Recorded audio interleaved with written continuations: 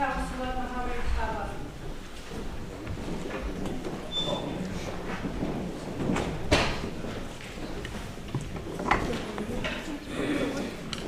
Thank you very much. Good evening. Seated.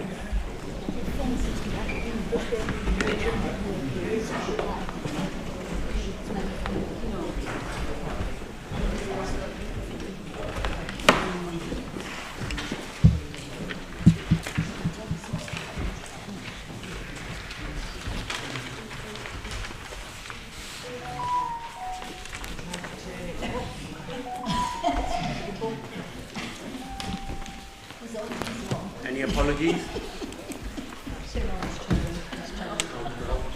Mr. Mayor, I've got Ruby.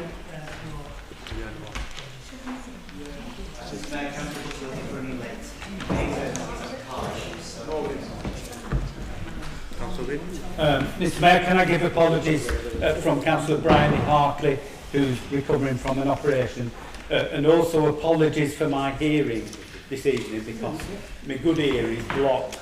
So I would ask that people project so they can actually hear what we're saying. The speech is okay? Fine. Mr. Mayor, Councillor Marion Atkinson. Yeah, we've also got apologies from Councillor Marion Atkinson as well. Item 2, any declarations of interest? Councillor Whip. Mr. Mayor, I've got which ones they are now. I've got other registrable interest in terms of item, sorry I can't find the number now, item 11D, caring for our elderly as a member of Lancashire County Council. If there's any other come up during the meeting, I'll announce it then. Thank you. Item 3, minutes of the council. Councillor Mahmood. Sorry, you have seconded. All those in favour? Thank you. Item 4, announcement, leader of the council. Thank you, Mr. Mayor. I have got probably 3, maybe 4 announcements.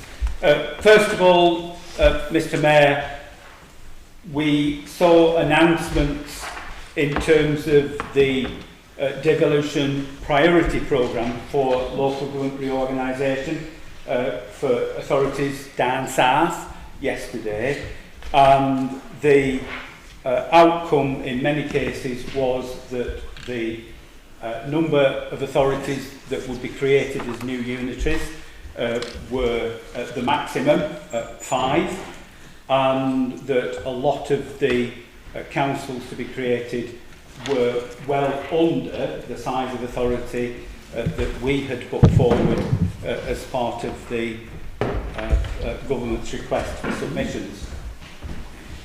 Today is the last opportunity for people to comment on the government survey that they're carrying out their consultation. So I would urge members, if you get finished in good time, if you haven't already done so, please log on, let the government know your comments. I'm very encouraged and enthused by the announcements yesterday because I think they fit very well with what we are wanting to do here. The second thing, Mr. Mayor, that I wanted to raise was yesterday saw the celebratory event for the completion of work at what was Briarfield Mill and is now Northlight, where the magnificent investment that we've carried out over the last 10 years has resulted in something that we could all be immensely proud. There was a prospect of seeing Briarfield Mill as an increasingly derelict and ruinous building, and we have avoided that. There was a leap of faith a decade and more ago when this council bought that property and began to put together funding packages in order to invest in it. and after £42 million of investment, we see a building there that is home to about 1,000 jobs and has people living there and is home to wonderful facilities at the leisure box as well. We held an event to celebrate the success of that yesterday, and there's a brochure that's been produced which celebrates the success of the joint venture as a whole, with hundreds of houses renovated and built across the borough, properties brought into use for retail, the re-energisation of Hartley, what was the precinct and is now Hartley Square in Colne, Shackleton Hall, the old health centre. The list goes on, and I would urge members and any members of the public who are interested, if you can get a hold of this. I think it will be published on our website, Mr Langton, so that's really good news. And following on that theme, I want to mention another programme of investment, which is the UK Shared Prosperity Fund. And UK SPF was a creation of the last government and was a way of trying to minimise the impact of the loss of European funding. We got, over the last 4 years, I think it is, £5.3 million, which have been invested in various things across Pendle. And I will mention this. We've spent about £1 million on improving town centres, public realm. That's principally been in Briarfield, Earby and Barnoldswick. But the final scheme is nearing completion in Earby and should be finished by next Tuesday. So I'm immensely proud that this council has managed to make that investment. Saturday marks the final event in a programme of events that has been going on, and this is where I get to say Uar, because it's in Barnoldswick, it's Pirates of Barnoldswick, and UK SPF funded, as have been events in previous years. If you're able to get along to it, it's a wonderful family activity, and I'm told that there's a pot of gold has been buried under some of those pavements. So if you're really lucky, you might find a pot of gold as well. The last thing, Mr Mayor, that I want to raise and bring to the Council's attention follows incidents on the M65 motorway. And earlier this week, we had heavy rainfall. There were incidents on the motorway. The motorway was closed, all because of the flooding. And what I'd like to do, with your consent, Mr Mayor, is propose an emergency resolution in order to try and stimulate the County Council to act on our concerns, and I declare an other registrable interest as a member of the County Council. Mr Mayor, can I propose that further to the Council resolution on 18th of December regarding continuing persistent flooding on the M65, causing serious safety concerns, and the response from Lancashire County Council to our request for urgent effective action to prevent flooding on the M65. Council notes, firstly, the statement issued to the BBC by the County Council that, and I quote, "Through our investigations, we've identified 2 locations where heavy rain can cause localised flooding, and improving these sites will require significant investment. Until funding is available, we will continue to respond to any flooding reports, working closely with the police to keep road users safe." And then that meetings between Pendle and Lancashire County Council have revealed that no specific funding is in place to deal with drainage issues on the M65 through the borough, and that Lancashire County Council is suggesting that Pendle Council should be clearing litter and debris which is contributing to flood risk from the motorway in Pendle. Goes on to say, and that there has been yet more flooding leading to crashes and partial motorway closures, including an incident only this week. Accordingly, Council resolves to reaffirm its resolution from December and request the Chief Executive to write once more to Lancashire County Council requesting, I nearly wrote demanding, but requesting immediate action on M65 flooding due to the great risk of injury or loss of life from floodwater. Mr Mayor, I move that as an emergency motion. It is not acceptable for Lancashire County Council to continue to fail to act on this flooding problem. I think everybody in this chamber and members of the public outside this chamber know only too well the problems that there are and the reasons why action should be taken. On the second bit of this, which is about the debris and the litter, if you look at the M65, you see that the debris and litter is building up, covering the gullies, the drains, and preventing the water getting away. From reading what the County Council have told the BBC, it's clear that the underground work needs to take place in order to make the drains suitable. But, Mr Mayor, unless the County Council get their finger out, I'm very sorry to say that we will continue to see those flooding incidents and the consequent risks for people using the motorway through Pendle. So, Mr Mayor, thank you for your indulgence. Can I move?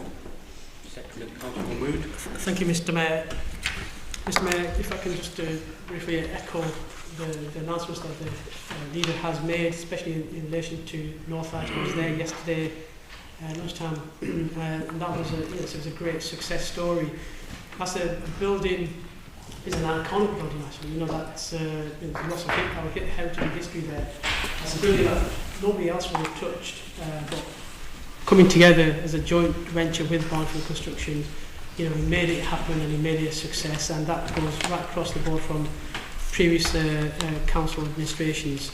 Mr Mayor, in relation to the resolution that's been put forward, you know, I'll second that.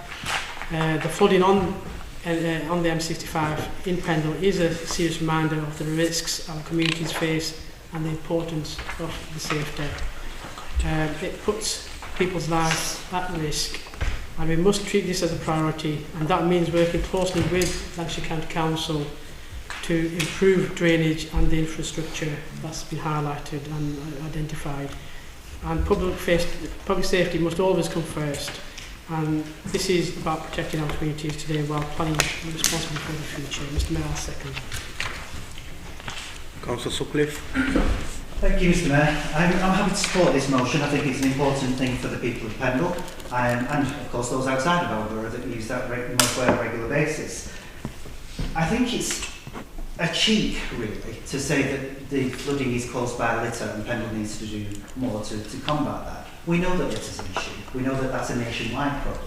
So to blame flooding solely on litter, well, that's not saying solely on litter, but to blame the flooding on litter is a bit of a cheek, and to ask for our support. Pendle are proud, actually, to say that we do an awful lot of litter picking. I think I can look around the room and I've seen every single one of your campaign leaflets, and how many of us have all stood there as part of a litter pick and had our photo taken. So we've all done our bit as Pendle councillors to support the amount of litter, or reducing the amount of litter in our borough. So we've done that as a council and as individual council members. There's a talk here about funding being available, and that's when they'll do something about the flooding. I think some things could be done that don't really require an awful lot of funding.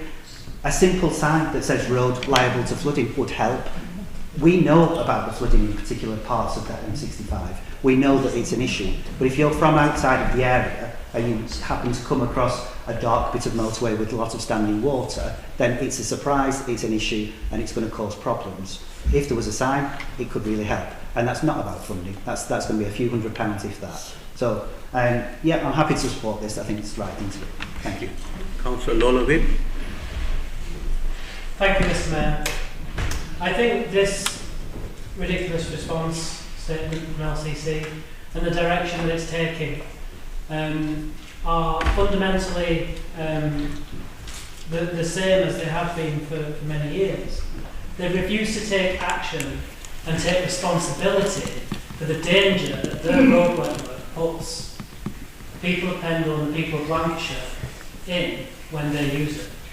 We, at the last full council of Pendle Borough Council, we passed a motion calling for Lancashire County Council to adopt a Vision Zero approach to road deaths. And we said that no death is acceptable on our roads in Pendle.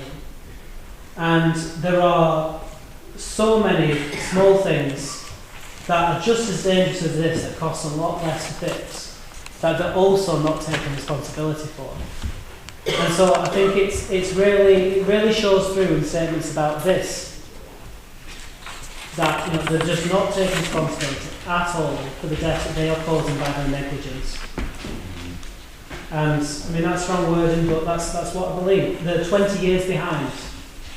They're 20 years behind in how they handle traffic engineering compared to the current research that's out there.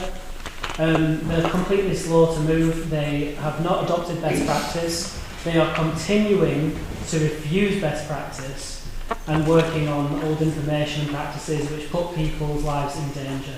And they need to heed our calls for a Vision Zero approach that we passed this last meeting. And they need to listen to us now in tackling these issues with the M65.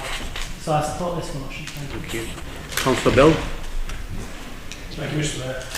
I was fortunate today to come down the M65 and I was looking at all the potholes and then the line on the walkway. I thought, this just gets sorted out. So then we hear all about the flooding we've had. How is anybody going to see the potholes? It's one way of hiding it, I suppose. Let it flood, you can't see it. But it's causing problems and people are getting injured. And if they're not actually getting out and sorting it, what are they doing? But I must admit, I did see a Lancashire County Council van today on the motorway as it was coming to Nelson. That's the first time I've seen a Lancashire County Council vehicle in several months. So we need to get them to realise there is an east of the county rather than just a west. We've got requirements, we've got issues, and they need to get onto this as soon as possible, especially with flooding, where even if it's daylight or darkness, if taking the lights out, you can know this area and still get caught out with back and play.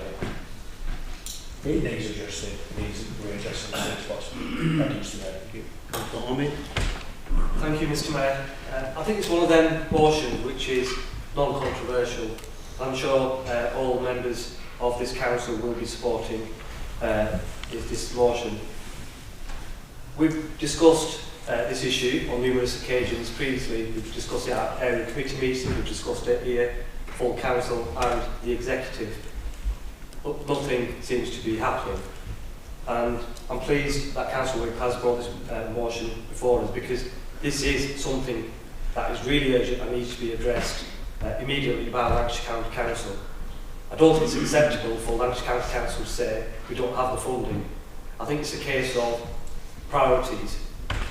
Is it something that is that needs to be prioritised, or is it something which we're going to wait and see and lose yet another life on the motorway or serious injuries?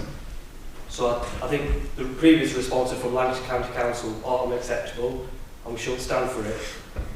Like I said, it is a case of what their priorities are. And clearly at this moment in time, I don't believe that they are taking this seriously enough. I know they'll say it, yes, we do take it seriously, but it's not just behind words, we need action. And they do have a legal duty to make sure the motorway is safe. It's their legal responsibility. So I'm hoping the message we send this evening will result in some action as a matter of urgency. Thank you. Councillor Mohammed Iqbal. Thank you, Mr. Mayor. Mr. Mayor, the fact is, and the reality is, I'm no responsible for the motion, but if this stretch of motorway was on the M6 or the M55, if the county council had responded in the same manner that they are to the people of Pendle. Because if you look at what they said to the BBC, they said where heavy rain can cause localised flooding. Well, it's not a case of can, it does cause localised flooding. You know, the motorway has been closed at least on one occasion in the last 7 days by the police. And for the county council to say that they work closely with the police to keep the road safe, is it seriously the case that they are saying that if somebody sadly loses their life as a result of flooding on the M65, what on earth are they going to do then, or what can the police do then? You cannot go to that family of somebody who's died because of the negligence of the Lancashire County Council and say, we're really sorry, but we're trying to keep the road safe with the police as support. That'll be too late for that family. And is it really the case that what the county council is saying is that they will put money before their life or lives in this matter? Because people that know this area, for example, will automatically slow down on the M65. But the M65 is a thoroughfare for people going through Cornwall to Barnwell across to Yorkshire. And if somebody crosses that motorway at that time of night, there's no lights and an accident occurs, who will be held responsible? So I would urge all members of this council to support this motion and let's put some pressure on the county council. Thank you. Councillor Lord. Thank you, Mr. Mayor.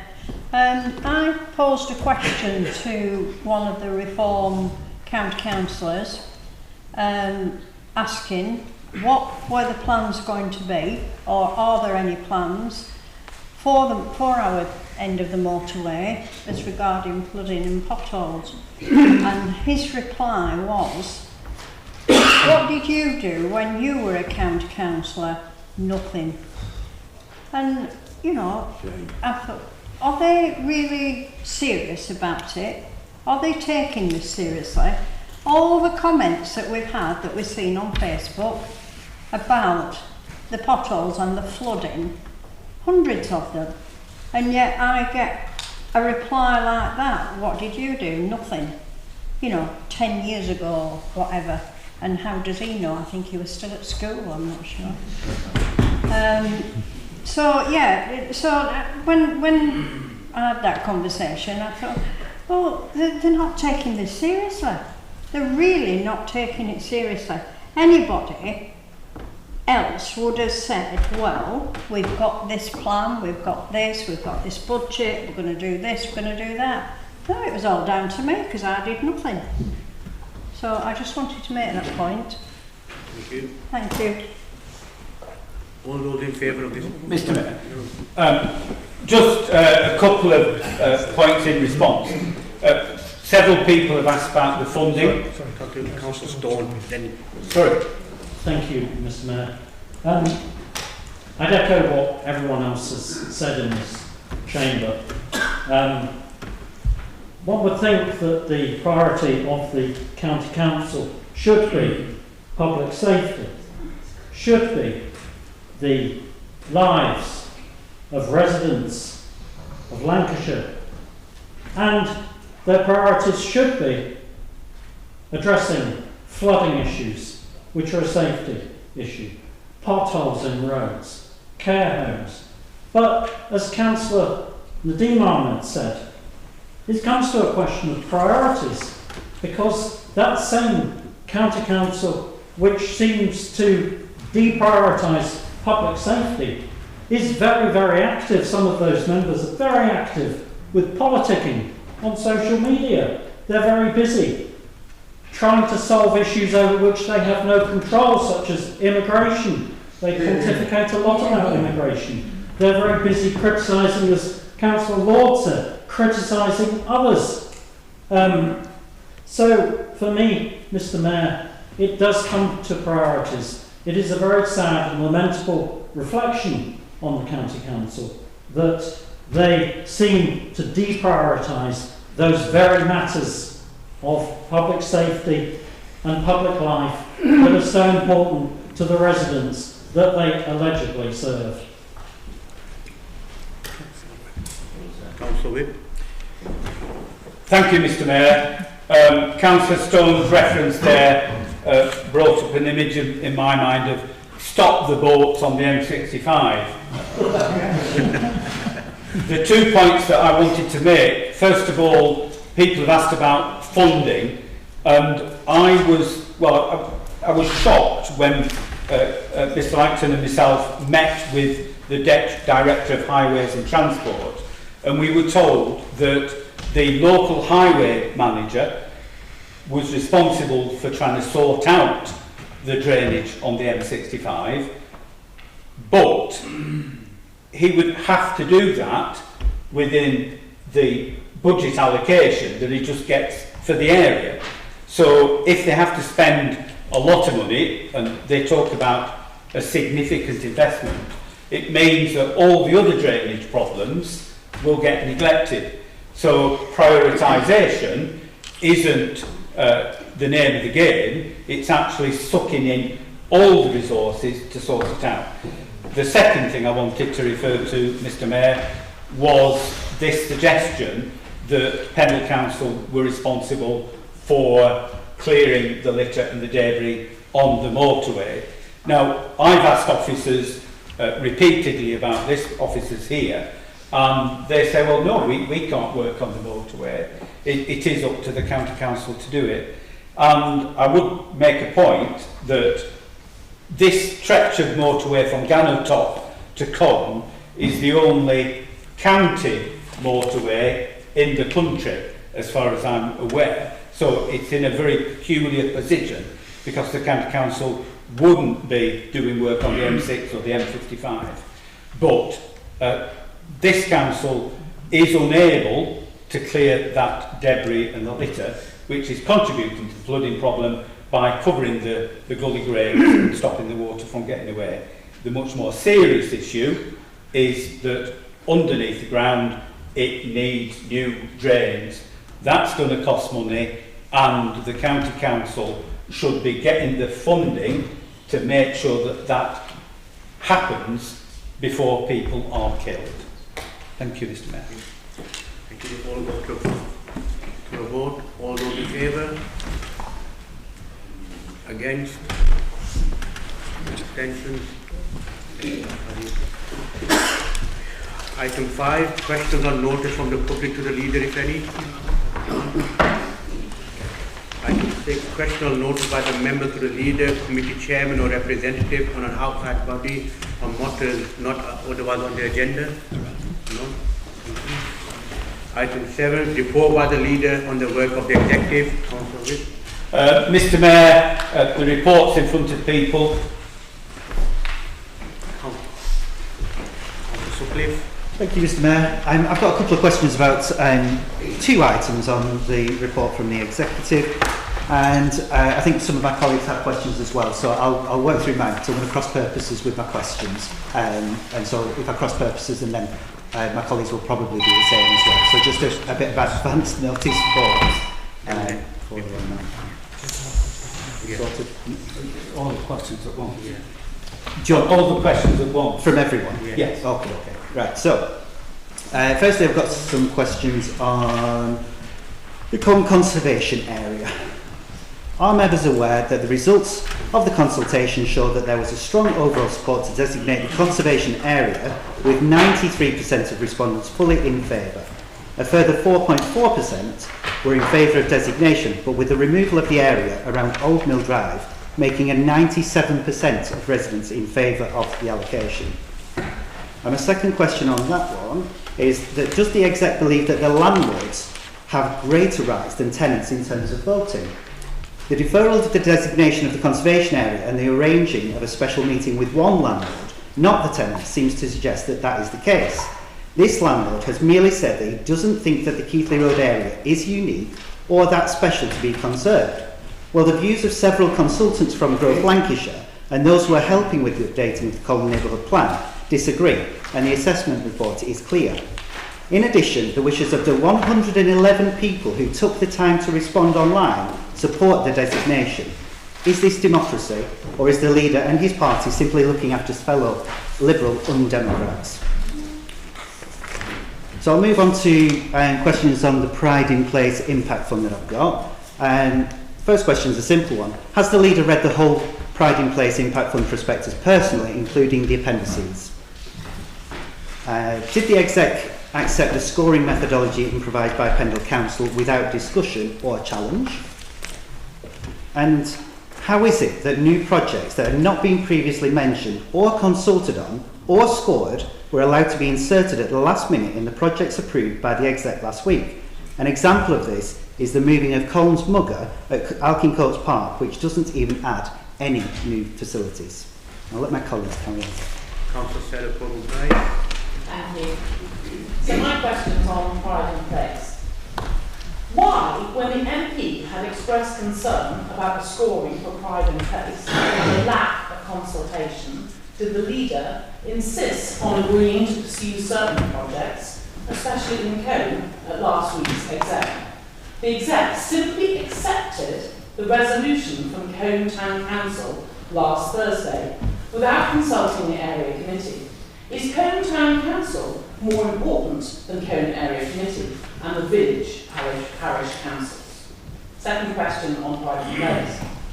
If some town and parish councils are more important than area committees, how is it that Earley Town Council, which sought to fulfil projects from its master plan, was largely ignored? And then my questions on the conservation. I'm not hearing. Sorry. Councillor Sarah, can you speak up louder? The leader can't hear. Okay, I shall try.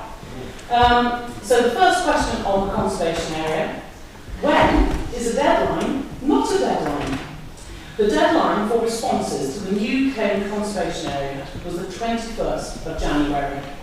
How is it reasonable to consider responses from outside the consultation period? My second question. Looking at the process followed, did any members of the exec attend the consultation events held at the library and at Cone Cricket Club? My third question. Are the members of the exec aware that these events were designed to demystify conservation areas and to explain what they can and cannot achieve, and how householders might be affected both positively and adversely? And my final question.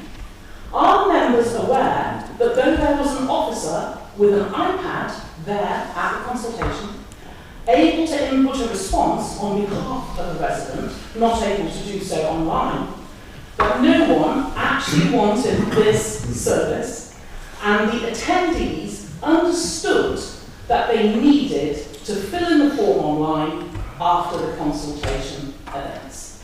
Thank you. Councillor David Coburn.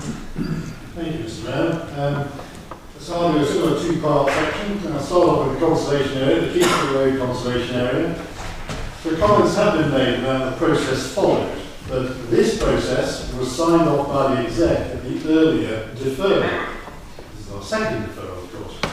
The process of wider consultation with appropriate championing by Cone councillors, who actually aren't entitled to a vote on the exec anyway, was all okayed by the planning manager. Are the members now saying there's something wrong with that wholly democratic consultative process? Are members aware that there was no malfunction of the Pendle Council online form during the second consultation? We will issue the first one about Facebook links, but this one worked perfectly.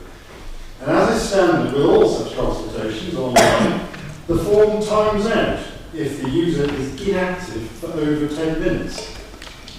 This would be so for all such consultations. At the meeting of the exec and in the draft minutes, we heard and learned that the Peter Birdsall Trust claimed to own 47 out of 95 properties on Keighley Road. This is the principal road in the proposed designated area. However, these figures aren't true, even if the 95 is said to relate to the trust portfolio rather than all the houses on Keighley Road. There are around 150 properties in the designated portion of Keighley Road and around 250 in the whole conservation area. You see on the big map there how much it goes north and south of Keighley Road. And if you look at the trust itself, it actually owns only 23 properties inside the proposed area. 5 flats in that lovely building just on the south side of the road, and 18 bungalows in Birdsall Fold. The 24 properties that make up the 47 number that was quoted are on Peter Birdsall Close, and are therefore not in the conservation area. But given the exec believe the the trust owned 50% of the properties on the road at that time, would it have behaved differently if it had really thought through and realised that the correct figure was less than 10%? Moving on to the Pride in Place Impact Fund. Looking at the scoring, you know I like numbers for these things, so Pendle did develop a scoring mechanism, and a question was asked on that earlier. But the way the questions were put together, by realising that the insistence that a project should be completed and paid for within the time frame got maximum score of 10. And if you only part went through it, you either got 5 or 0. But that's not what the rule says. And that means that some of the valuable projects the community would have wanted were simply scored out, marked down. And that includes projects from the Cone Master Plan. We've mentioned master plans before, Cone Master Plan, etc.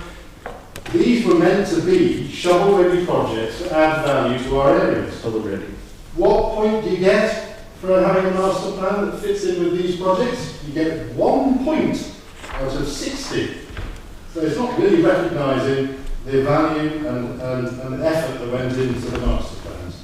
We wanted to see in Cone, for example, we wanted the transformation of Newmarket Street into an event space, continuing blues and other music and drinking events throughout the whole year, in fact.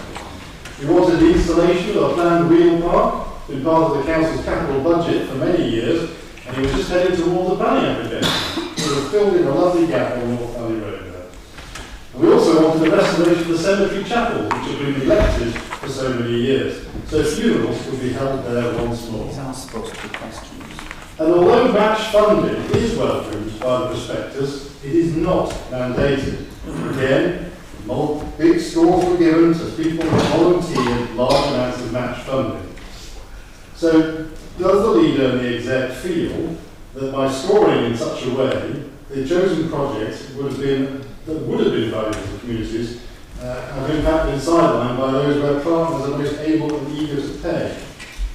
And finally, why, when scoring projects so highly for those with match funding, did Pendle Council's own projects at the market, backfilling on the paving, for example, and finishing off electrical works that should have been done in the first place, even though none of them have match funding? Thank you. Councillor Lord Wick. Thank you, Mr. Mayor. Does the leader agree with me that the consultation process on the Keith Road Conservation Area was marred by Council's Code of Conduct, acting as champions in one regard, but also leading the discussion from that position, and so not allowing residents to fully voice their concerns without being led astray by someone with ulterior motives. Mr. Mayor, I'm sorry, I didn't hear anyone else get that. Does the leader agree with me that the Pride in Place funding should be best put taking care of what we have and making sure that the places that we have in Pendle that people love and care about are given the care and love and respect they deserve? Well before we should look at new assets being created and new liabilities, and that therefore making sure what we have is well cared for and maintained should be a priority for this council, should be a priority for any spending that we have from central government. In lifting up the areas of Pendle that have been forgotten and left behind to match with those areas that have received the investment that they too deserve, but have unfairly gotten ahead of their neighbours. Mr. Mayor, I want to bring attention to, I think, an issue that is much more prudent than a conservation area. On the performance update report for the 19th of February meeting, I asked the leader, is the council prepared for the slew of Section 21 evictions made by landlords in the past few months in the lead up to May and the introduction of the Renters' Rights Bill? Mr. Mayor, leader, many people privately renting have received a Section 21 in lieu of these changes coming into force, with landlords who refuse to accept their new responsibilities under the bill and have since decided that getting rid of their tenants and pushing them out onto the market all at once is a better strategy. And I believe that it will be a flood event of people being in housing need all at the same time before this May cut-off date for the Renters' Rights Act. In people being left without homes for no fault other than the landlord wanted to sell up and move out. And I'd like assurance from the leader that we'll have provision in place to ensure these people have an equitable transition from the current accommodation to accommodation that they rightfully deserve. Thank you, Mr. Mayor.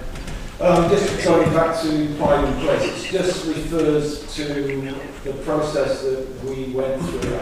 As chair of the Forest Parish Council, I was informed that the projects that we'd already started were not part of the funding processes for private Pendle. And I was surprised because I had projects that we could have applied for funding to complete. And I was very surprised to see that the flagging outside the Coal Market area is finished in February, but it's down as part of this funding. And I thought the rules do not allow for backfilling of funds, my understanding. So I'd just like clarification on that, please. Councillor Andy Bell. Thank you, Mr. Mayor. I'd just like to ask the leader, with the first conservation area consultation, I know somebody who lives on Cross Skelton Street, which is outside the consultation area, and he was sent consultation letter. Does the leader agree that everybody's opinion should be counted, even if they're not inside that conservation area? Because it will also have an impact on that person and that building as well.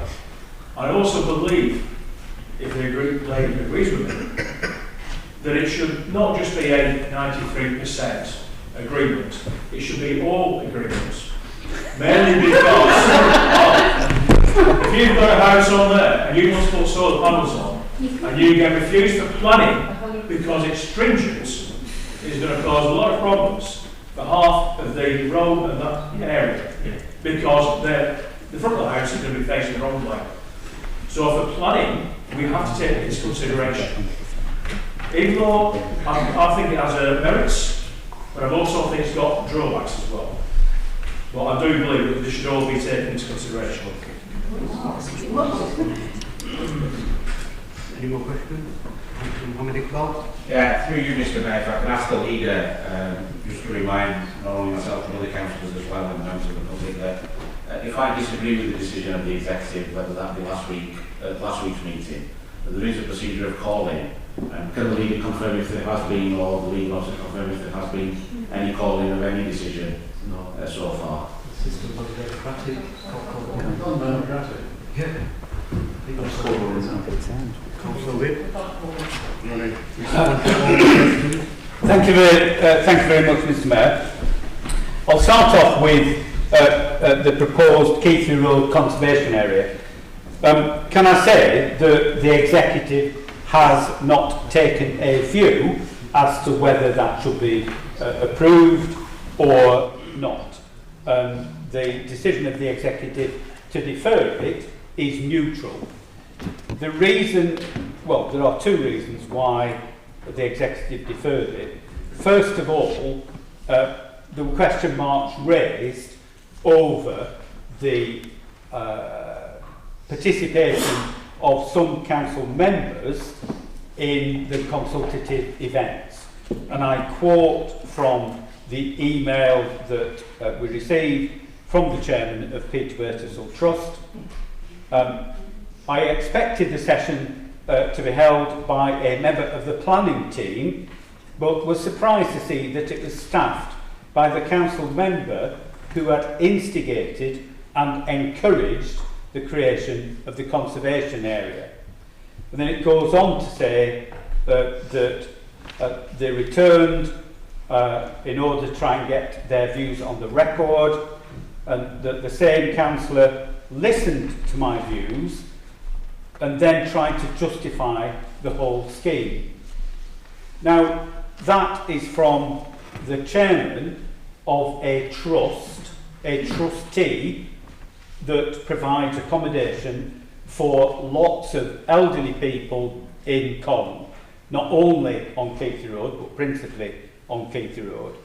And no, landlords do not have any greater rights than residents, but the chairman of a trust providing scores of homes for elderly people is very, very much welcome to submit their views on an issue that will significantly affect the trust that he chairs.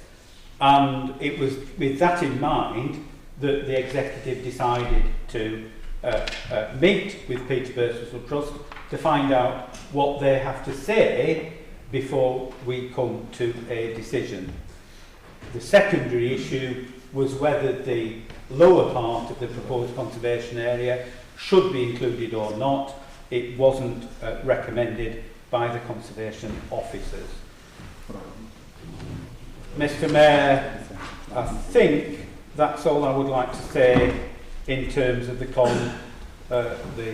Keighley Road conservation area. In terms of Pride in Place Impact Fund, I'm afraid that the party politics is interfering with projects here.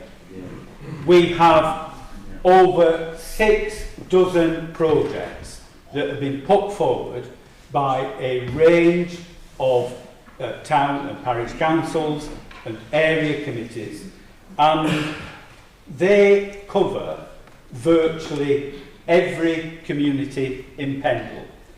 Last December, when the executive agreed to allocate funding based on 5 areas, I said as leader of the council that I wanted to see that investment spreading to each and every community, each and every parish and town council in Pendle.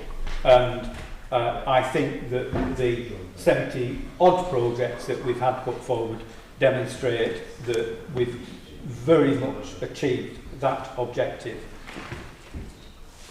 I regret, Mr. Mayor, that we had the intervention of the MP who called for the process to be paused in order to carry out further consultation. Quite frankly, Mr. Mayor, the consultation that we have had on the Pride in Place Impact Fund has been exhaustive and exhausting. If we contrast that to the process in Burnley, just down the road, we find that in Burnley, the executive members were asked, well, what do you want to include? And that was the programme.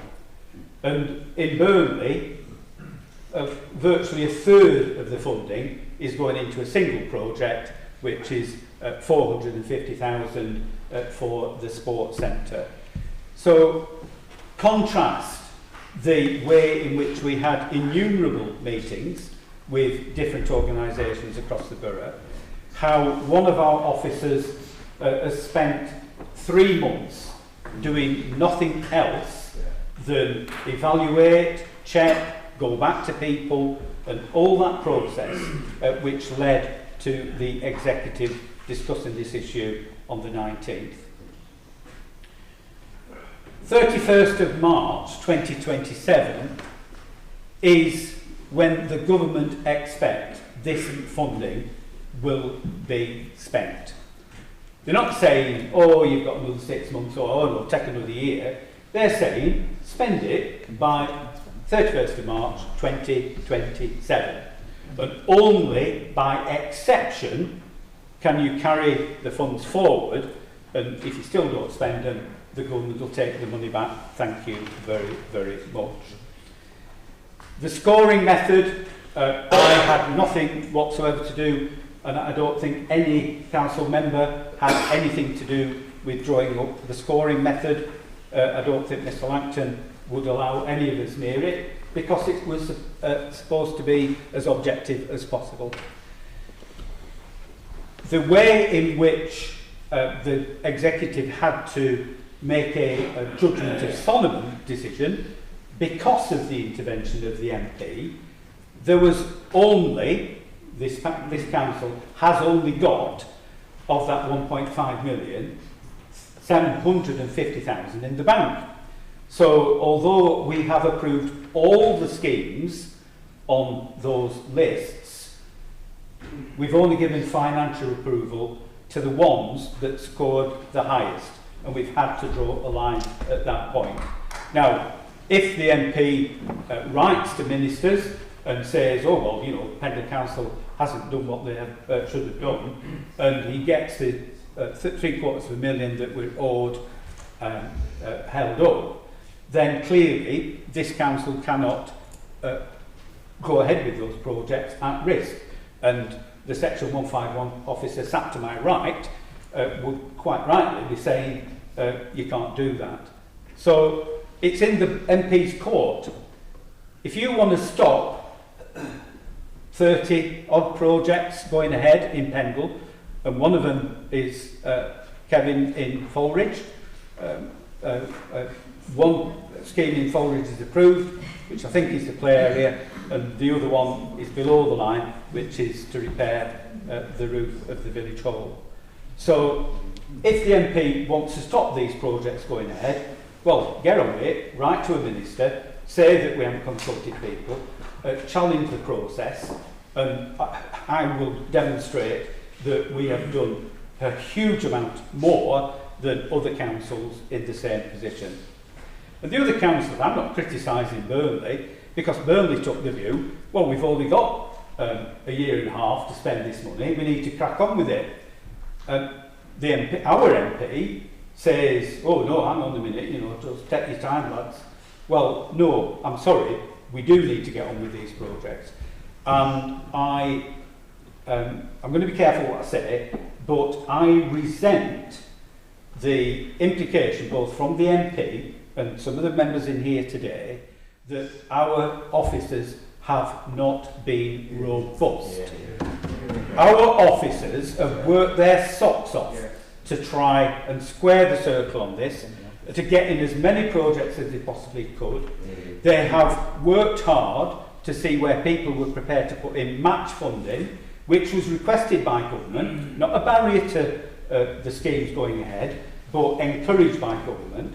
And when I last looked, the match funding pledged was £275,000 towards that £1.5 million project.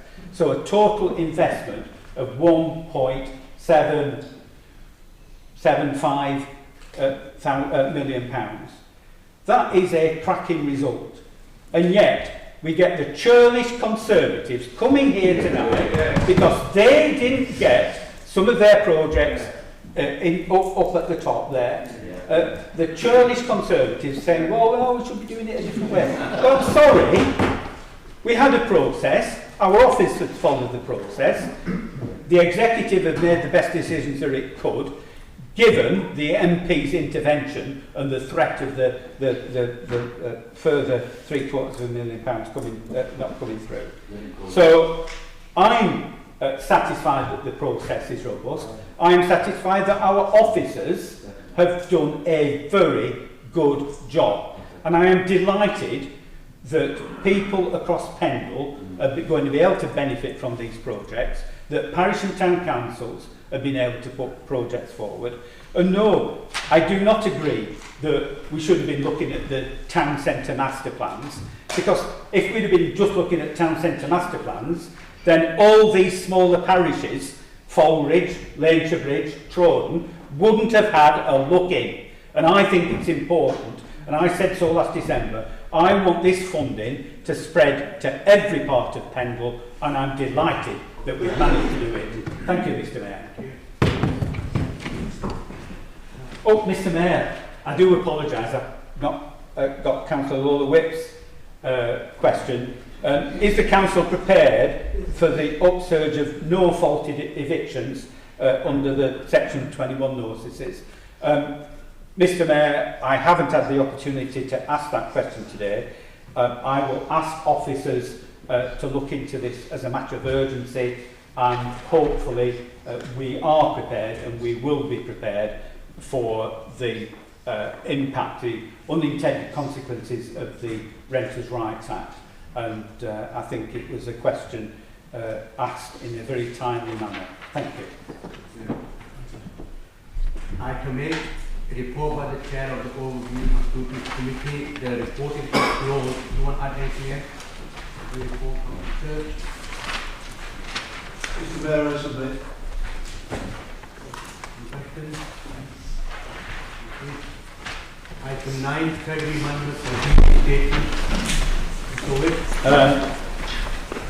Thank you, Mr. Mayor.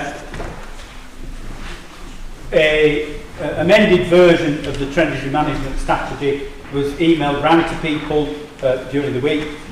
One of the tables has changed, and I was keen that Councillor David Coburn-Price didn't spot the error, and I write it in the meeting tonight. So I am very pleased to move this report.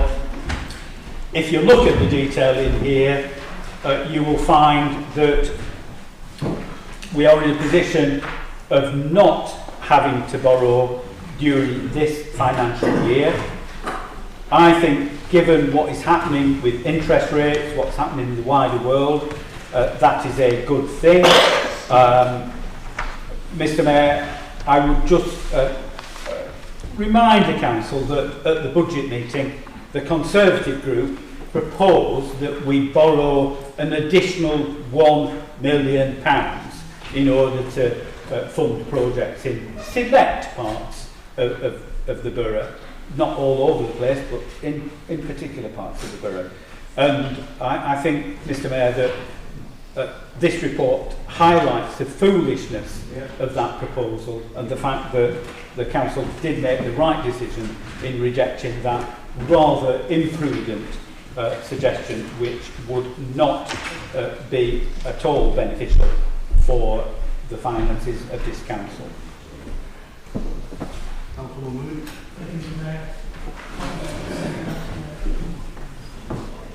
Councillor David Coburn-Price. Thank you. Whilst I welcome a new report to eliminate one error, unfortunately on the contents page you've got two lots of 2.4s. Down near the bottom right corner you've got error footmark not defined. That's on the contents page. You run one through that.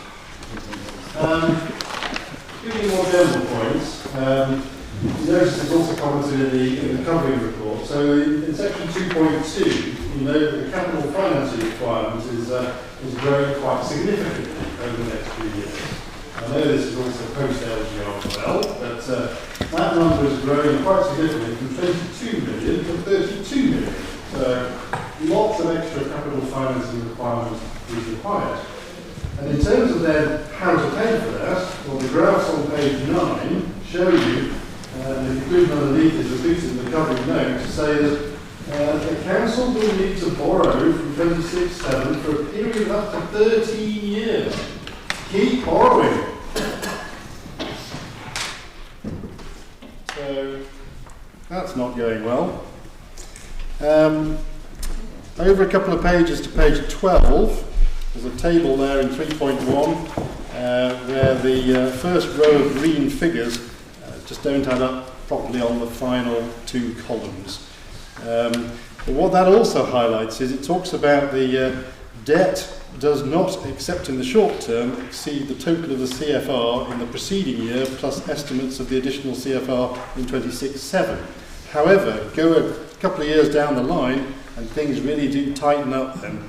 And similarly for the operational boundary sections below as well. So things are tightening up there. Again, it may not be our problem much any longer. One of the general point is that for page 14 and onwards, with a lot of the commentary about all these numbers and interest rate assumptions, etc., and inflation assumptions was written in December. And we all know that a lot's happened since December. Which may mean that some of those interest rate movements and inflation predictions, etc., are a little bit out of date. So maybe before finalising this, it might be worth getting a little update. Although, of course, the position probably changes almost every day anyway now. So otherwise, a good strategy to have, but noting some concerns for the future.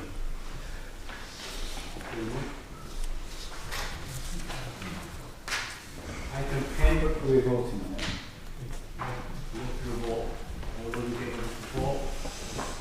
Against? Abstentions? Item 10. Cooperative Home Trust. Thank you, Mr. Mayor.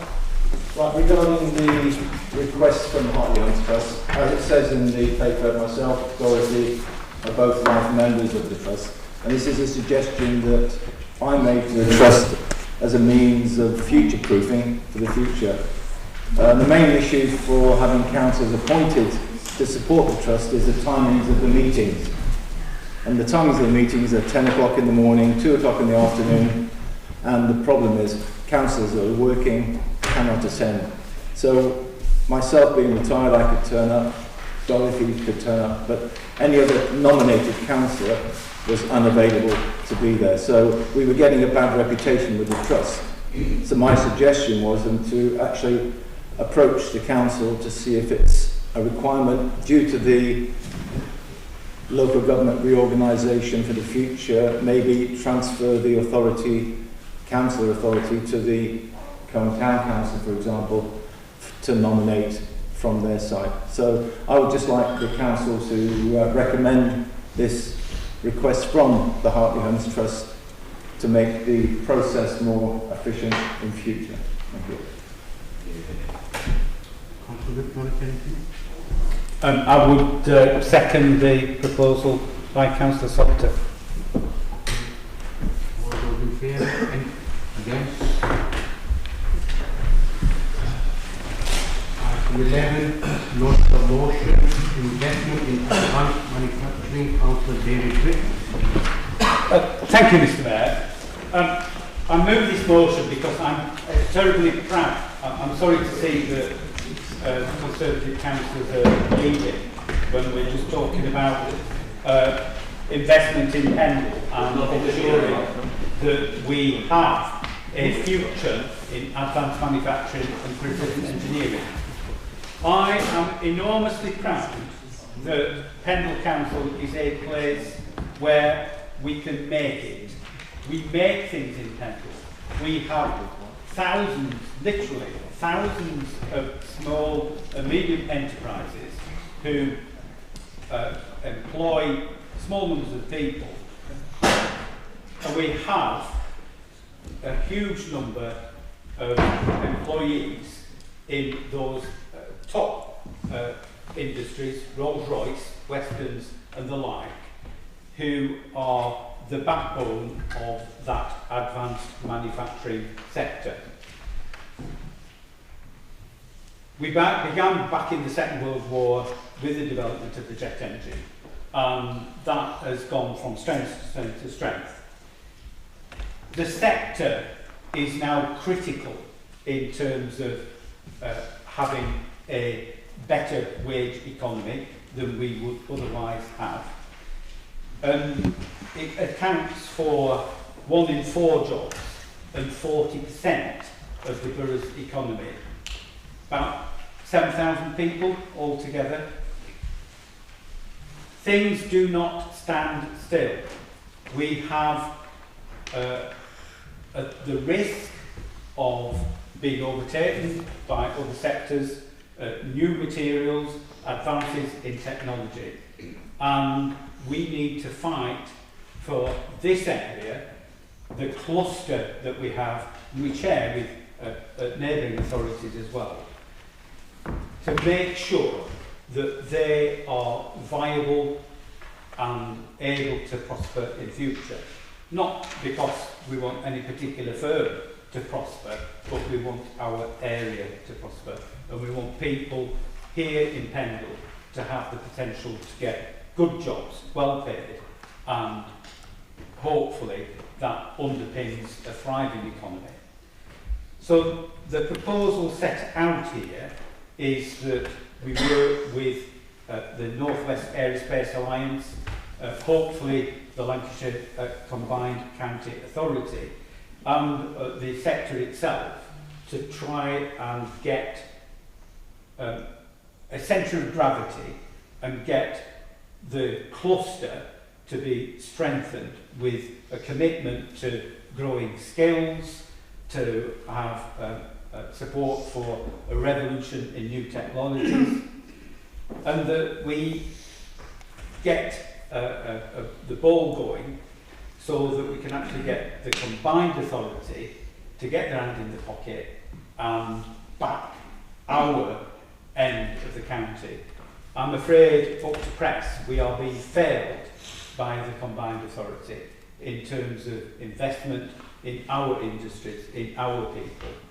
We need to get the backing of the government, our MPs, other neighbouring authorities, and indeed the combined authority itself, to ensure that we can invest here in Pendle, get the new advanced materials developed, and get people skilled up to use those new materials as well.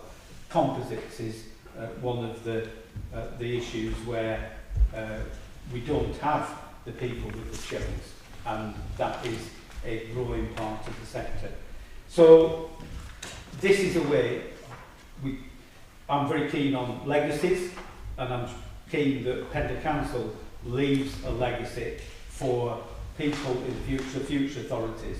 And I think this is a legacy that we need to be leaving for our successors in the new councils, the people who come after us, and the people who want work, good quality work, and can expect to find it in precision engineering and advanced manufacturing.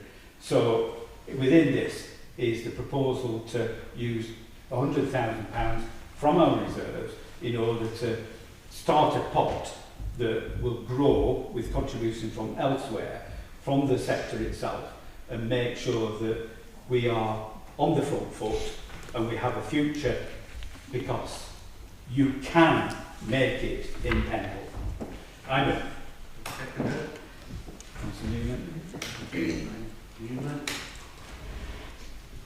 Thank you, Mr. Mayor. Yes, investment in Pendle is one of the most important things that we should be looking at. Investing in Pendle makes a better Pendle, makes a place for people who want to come here, and it also brings in wealth and a better way of life for people that are in Pendle. And also those that need to come here to help us to build up this investment, because manufacturing is a great part of Pendle and we also support it. Thank you, Mr. Mayor. Thank you, Mr. Mayor. The Conservatives were described as churlish earlier, and if I was being churlish, I would have started by saying something along the lines of, but why advanced manufacturing, why this? But actually, I don't want to say that, because it's important actually that we support these industries because of the associated industries that will rely on the employment within places like Aerospace and ELE. Initially, when I read through this, I was looking for the word skills, and I'm glad to see that it's highlighted on numerous occasions. When I was the County Council for Pendle Central, I was pleased to also be the lead member for education and skills. And I visited a lot of factories and discussed quite a lot with different business owners about their real struggle to get well-educated people into their businesses from the local areas where they were. And in Pendle particularly, we do have a bit of a brain drain situation where a lot of people have gone away to university and they've simply never returned. So they might be high skilled, they might have good qualifications, but they're just not living here in Pendle. And anything that we can do to stop that and bring good education here, to be based here in Pendle, is welcomed. As part of this, the workforce skills improvements, I don't know if it can be worded in a particular way, Councillor Whip, that we may include something around apprenticeships particularly, because I think that's probably where we have the greatest strength. I think in Pendle we don't have enough apprentices or good quality apprenticeships offered with the businesses that are highlighted here in your motion. If we can do anything to encourage more, apprenticeships, particularly degree apprenticeships, so they are a high level qualification.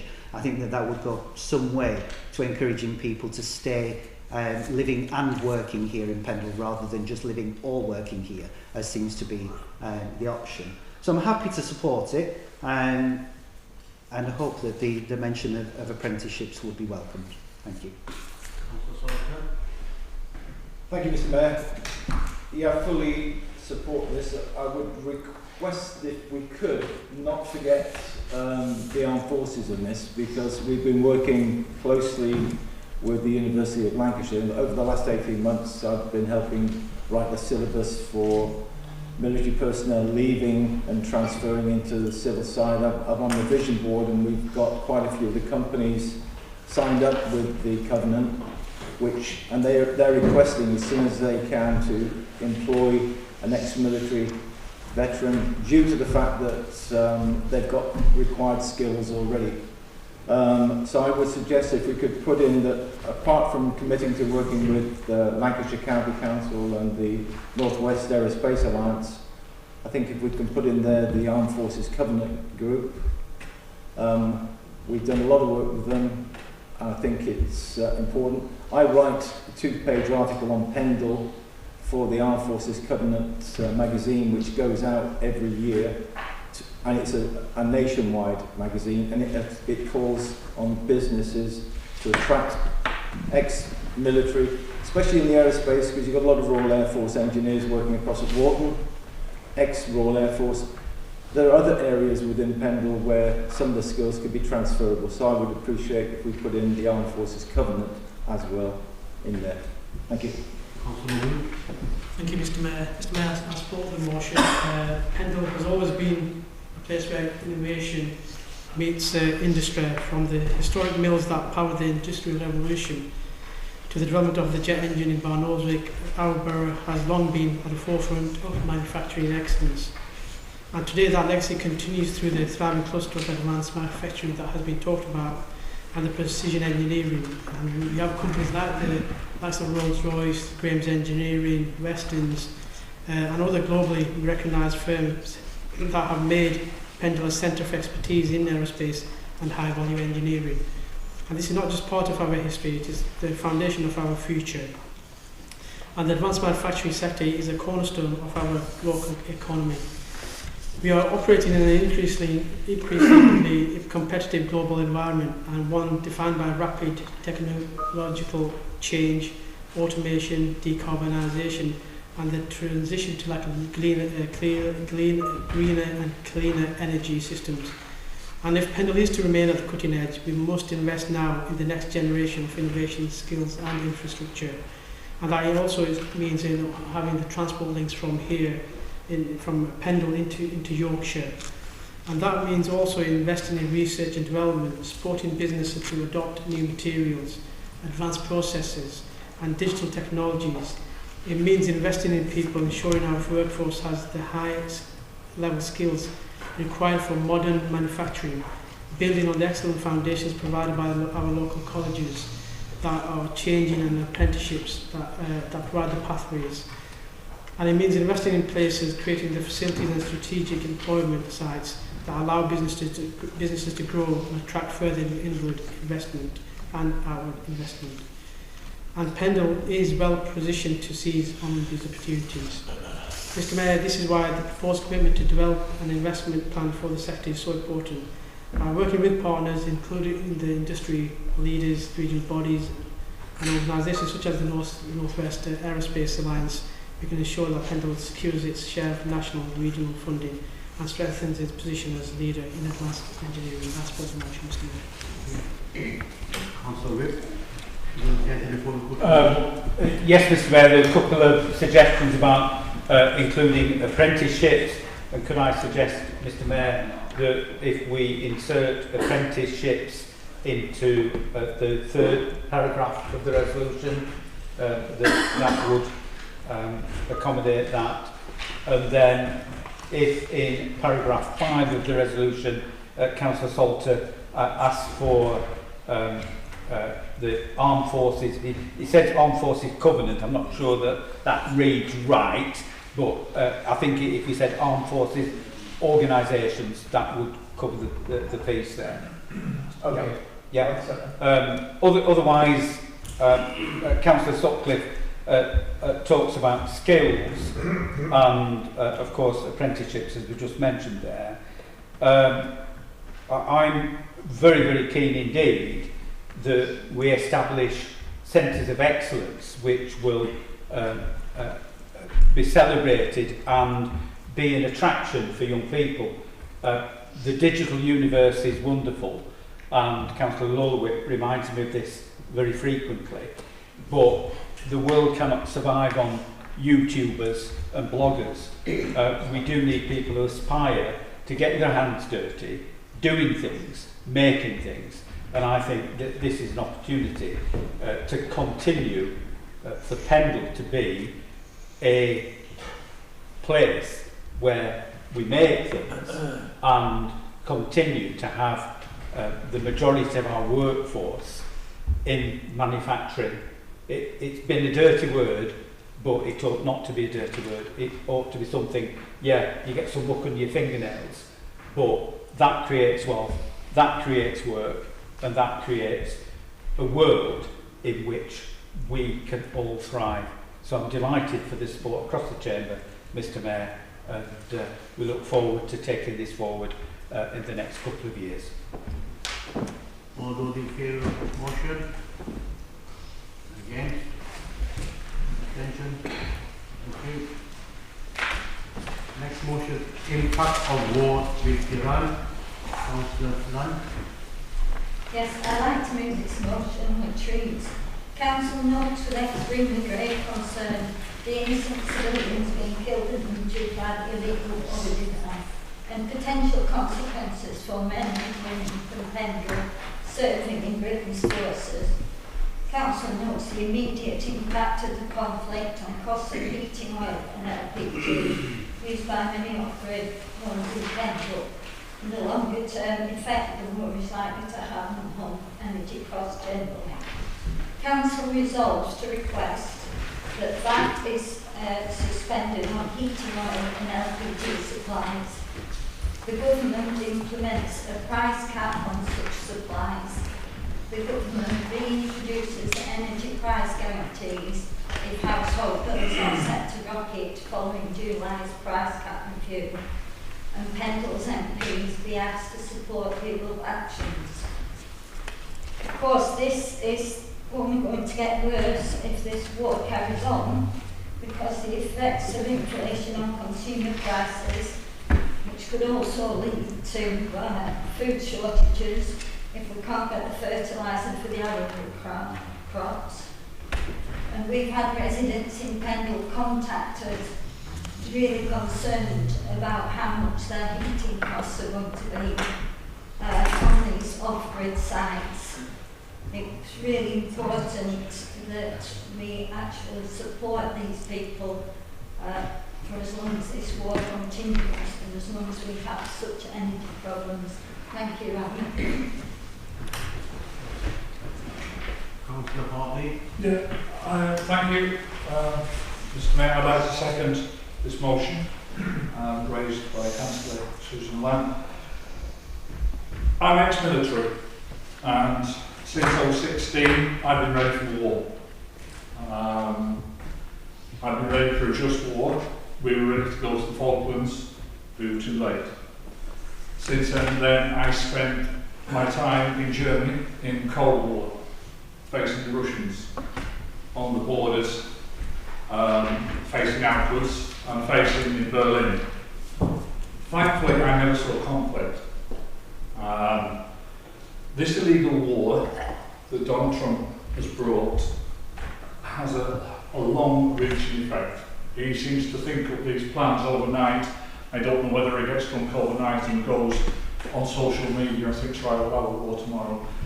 But it's got a long-reaching effect, and it's already hit us. It hit us this the day that the war started, with oil prices going up and fuel prices going up, with transport companies not being able to meet their dues. Cost of living is going up, and we need to make sure that the energy companies don't profiteer from this. We're in a huge rural area, and there are lots of people out there that are on LPG and gas that don't have no pipeline gas. And we need to just make sure that all our residents here are safe. Not just about safe, but also the guys that are going to be serving as well, who are going to get drawn into this, which they are going to be. And I'm quite sure about that they're going to get drawn into the conflict because of Donald Trump's illegal war. Also, the food banks as well. We need to look at the food banks because they're absolutely stretched to the living, and people cannot afford, because of the cost of living crisis and everything else. They have no spare money. The food banks are now going to get stretched, and I completely support this motion. Thank you. Thank you, Mr. Mayor. Mr. Mayor, again, I support the motion. I think the cost of living crisis continues to have a real and lasting impact on our communities, and this war has made it a lot worse, and the inflation is rising, and I think our economy will start to stagnate over the next couple of days, weeks, months, years, and that means no economic growth nationally and internationally. And people are already making difficult choices between heating and eating, and cutting back on essentials, and facing growing financial insecurity, especially with utilities, things like the likes of the gas, the electric, and especially with the oil side of things. This pressure is not felt equally because it affects the most vulnerable the hardest. Low-income families, older residents, and those already facing disadvantage. But increasingly, they're also affecting working households who never expected to be in this position, and that's why it's really important that the government does provide that for support and support the motion, Mr. Mayor. Councillor Bell. Thank you, Mr. Mayor. I also support this motion that's been put forward. I was watching the TV the last few days, and there was a lady who'd ordered LPG for a property for heating. When she ordered it before the situation that Mr. Trump decided to put us in. On the day of delivery, the delivery driver turned around and said, "Sorry, I can't give you the full amount." And he gave her about a quarter of what she'd ordered. And got told, "You will have to rebook." So she did. She went inside, she got in touch with them to rebook it. It had gone up by 200% for her heating oil, or the LPG to use. That was the impact that lady had. And this was this was in the television through the news. I noted before the war how much I paid for a litre of petrol. 2 weeks later, I've gone past. It's gone up by 10 pence a litre at that point. Today, I've gone past. It's gone up by at least another 8 pence since the last time I fueled up. I'm not looking forward to filling my car up because that's just added several pounds to my tank. I don't mean £1 or £2, I'm talking at least £10 on that tank. So this is going to hit everybody. So those who are caught outside this trap for LPG or fuel, heating fuel, is going to hit them even worse to try and get their homes heated up. Thank you, Mr. Mayor.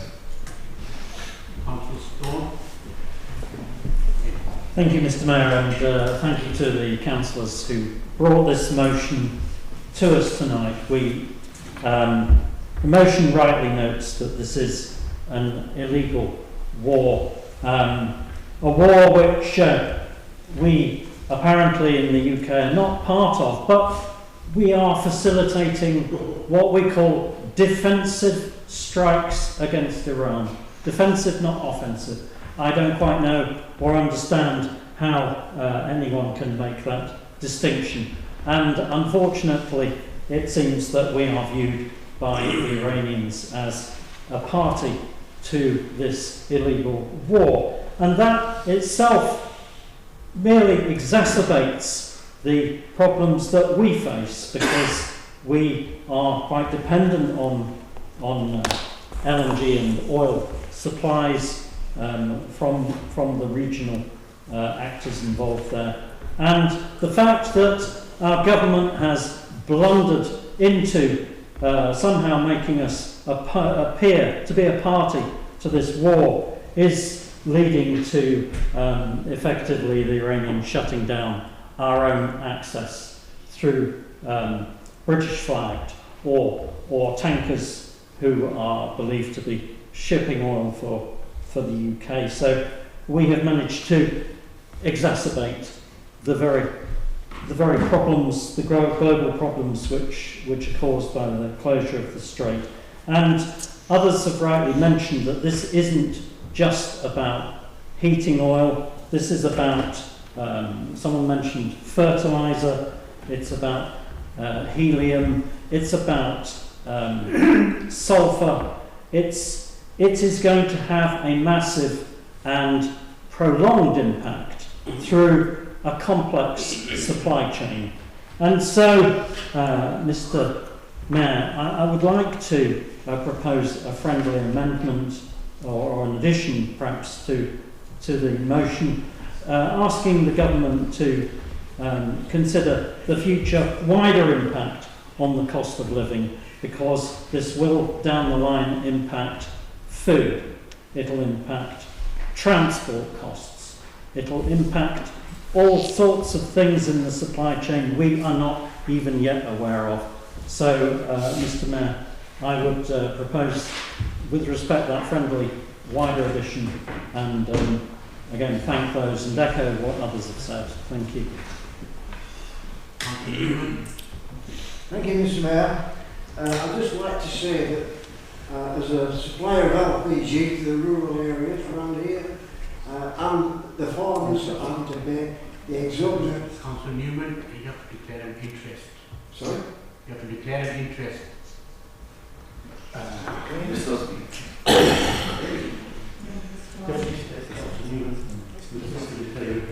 Councillor Yasik Bob. Thank you, Chair. I'm not sure what that's about. Chair, sorry, Mr. Mayor, I think I didn't expect to say this, but I think Keir Starmer has done one thing right, at least in part, that he's not taken us into this illegal war. Councillor Stone is right, of course, that what he has done is quite a confusing policy, which he says, well, defensive, but he's still part of the war, but he's kind of keeping his powder dry on both sides. But certainly as far as the war itself is concerned, I agree with him that I agree with the policy that he's implemented, and that's certainly one thing which I agree with, and I think most of the country agree with. Often what is said about wars, especially in the Middle East, for example in previous Afghanistan, and then you had Iraq, where people said, well, there's nothing to do with us. And this is again nothing to do with us. But what is being experienced this time, Mr. Mayor, is that we are actually feeling the impact of this war in our pockets. Every single person is experiencing it. Councillor Bell mentioned about the petrol prices. And we have seen a very sudden increase, a significant increase, a palpable increase in fuel price. I suspect as things get worse, food price will start to get affected.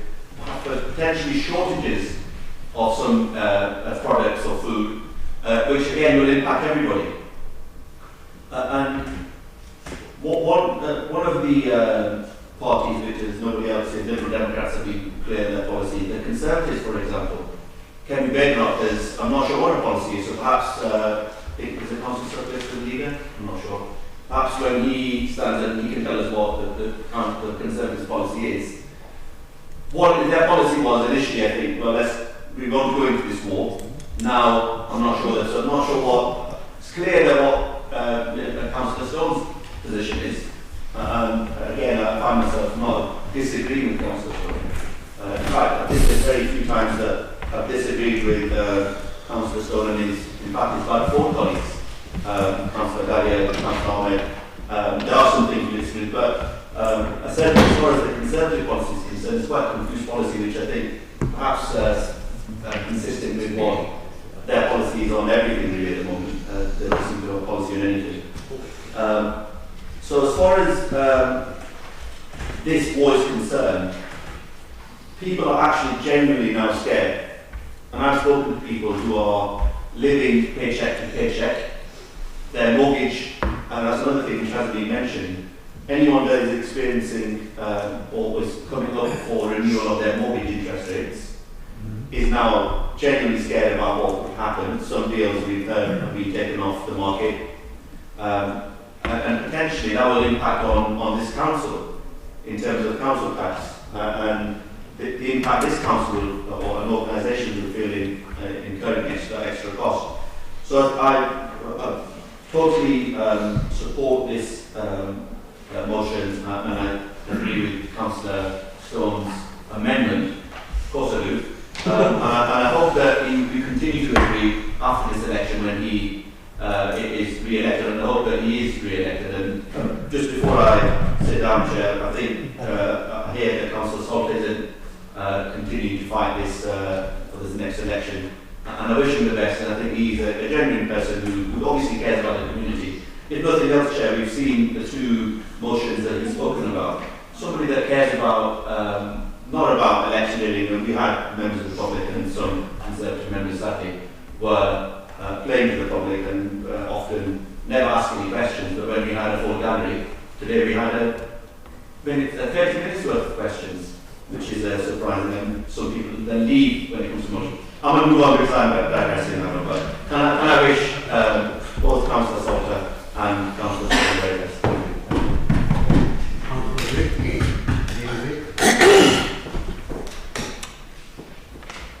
Thank you, Mr. Mayor. This motion is clearly couched in the impact that this war will have and is having on people in Pendle.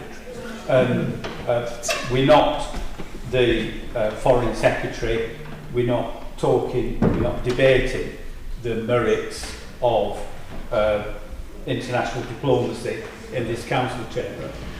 But this motion starts out with the statement that we have grave concern about the innocent civilians being killed and injured in that war zone. And President Trump, in doing what he has done, has literally ignited a powder keg. And it's a conflagration that we may not see the end of. So the international aspects of this horrify not only me, I'm sure, but everybody in this chamber. Coming back to the impacts on our residents, the extra cost of mortgages, £800 to £900 a year already. The Trumpflation with all the other things that are going on, and the figures that we got out today. We don't want to see Trump's America become Farage's Britain, but we have, well, the Reform Council isn't here today, but we've got Reform championing the war. Maybe they're backtracking a bit on that now, but certainly championing it. They are apologists for Putin, and they are a threat as a political force to our country. Coming back to the motion that we've got in front of us, I've asked Mr. Langton to look at emergency planning for Pendle, because I fear that a protracted conflict will have so severe an impact that our everyday lives will be disrupted, and we need to be prepared for that disruption. And I'll refrain from using the phrase war footing, but we really need to think long and hard about how we as a council survive in a world that is on the cusp of potentially World War III, if it hasn't already started. Before we go to vote, the amendment which Council Nanda accepted. Yes, I accepted it. All those in favour of this motion? Against? Any abstention? Cooperative Council. Ryan Newman. Council Belgium. Ryan Newman. Butler.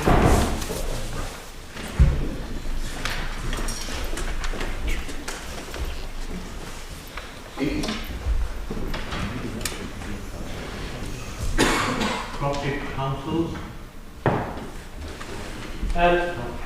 Thank you, Mr. Mayor. And I'd like to draw our attention back from the Middle East to Pendle itself. And I think what I bring here tonight is, in fact, our local thing. And it's that we must embed cooperative principles and we must embed the local economy in everything that we do here in Pendle. We must ensure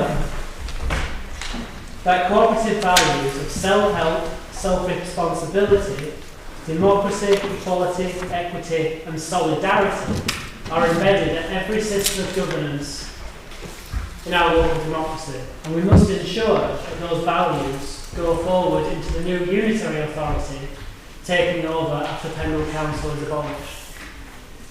Mr. Mayor, Pendle has always been a borough defined by enterprise and ingenuity. From our industrial heritage to the advanced engineering businesses operating in the borough today, innovation runs through the history of our communities. Our engineering cluster is a powerful example of that tradition, continuing in the modern economy, with local firms contributing to global aerospace, advanced manufacturing supply chains. But Pendle's strength does not lie only in large businesses and industry. It lies in the thousands of small businesses, independent retailers and family-run enterprise that gives our town the character and their livelihoods. Our high streets in Nelson, Colne and Barnsley are sustained by local entrepreneurs who invest in their communities every single day. When we support those businesses, we support Pendle itself. But we meet at a moment when the future structure of local government across Lancashire is under discussion. Local government reorganisation will reshape councils across the country. The question before us is not simply what the new structure will look like, but what values will guide them. Pendle has the opportunity to answer that question. By committing to cooperative principles today, we can ensure that any future unitary authority covering Pendle is built on partnership with communities, local businesses and civic organisations. We can ensure that local government remains rooted in the people and enterprises it serves. Joining the Cooperative Councils Innovation Network would allow Pendle to learn from leading councils already implementing these ideas.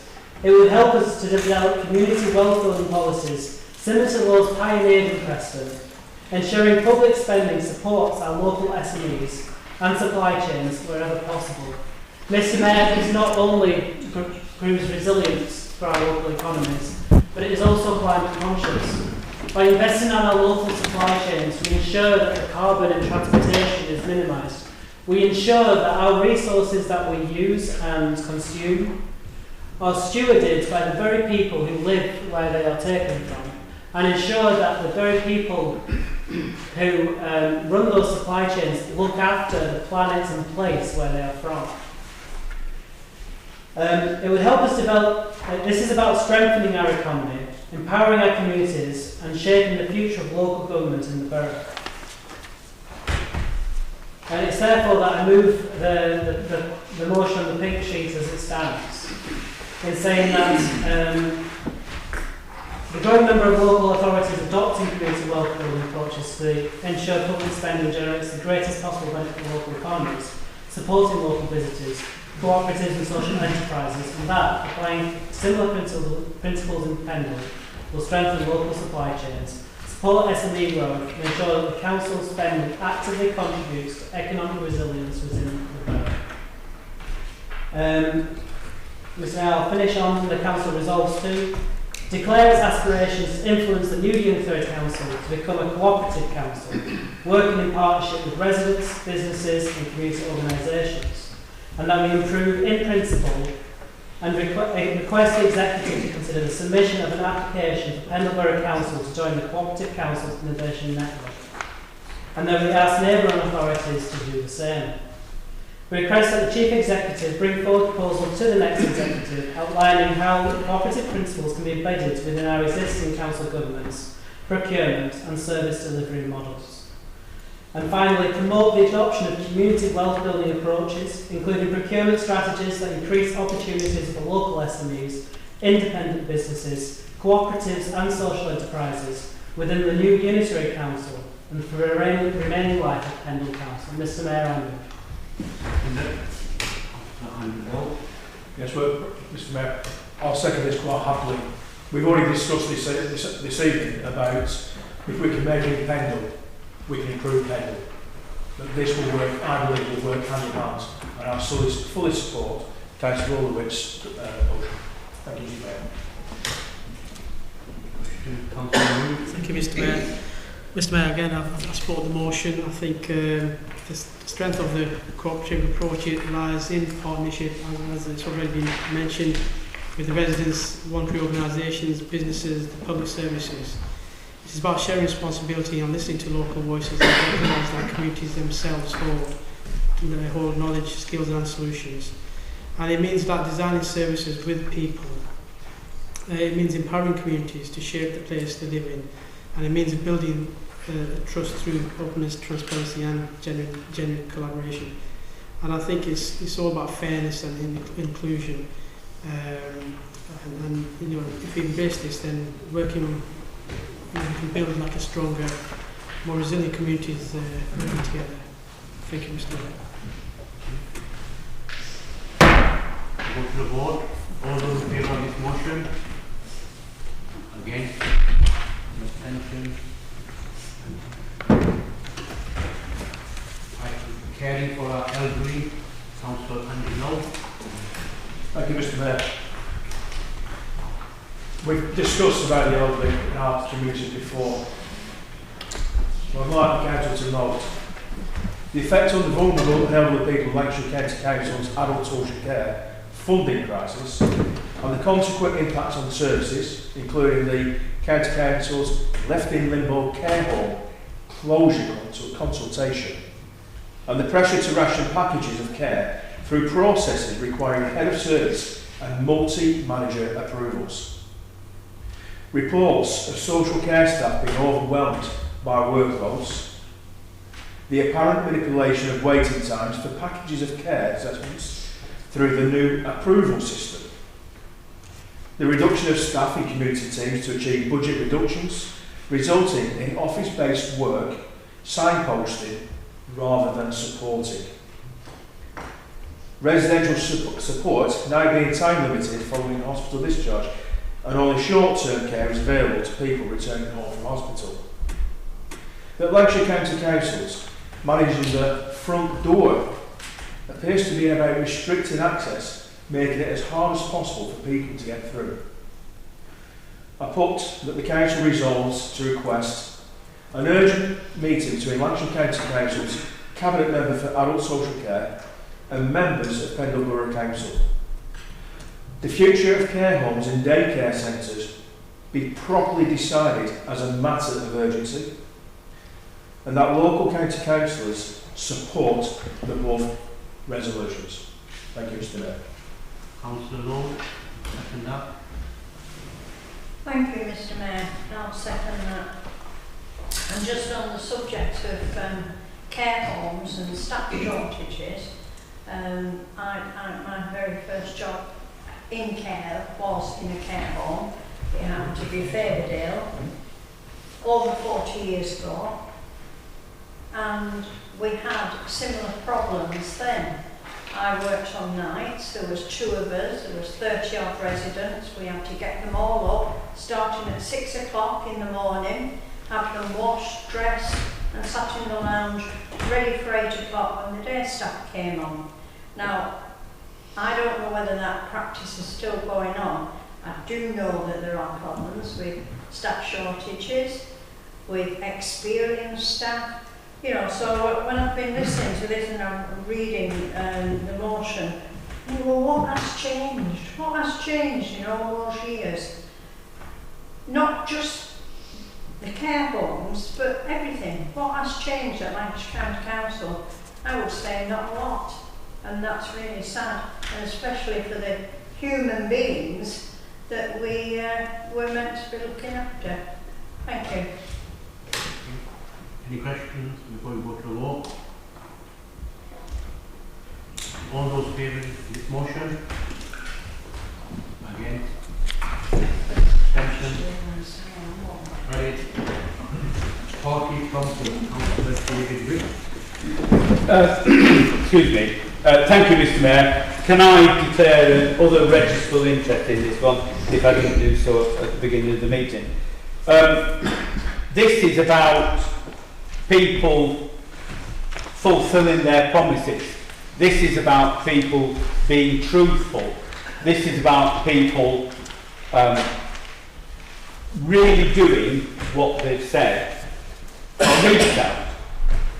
Council notes that Reform UK promised to cut bloated salaries at last year's election, but in administration at County Hall, Reform UK is taking a, quote, market-responsive approach on top salaries at LCC and has now created a Chief of Staff in addition to the Chief Executive post at Lancashire County Council.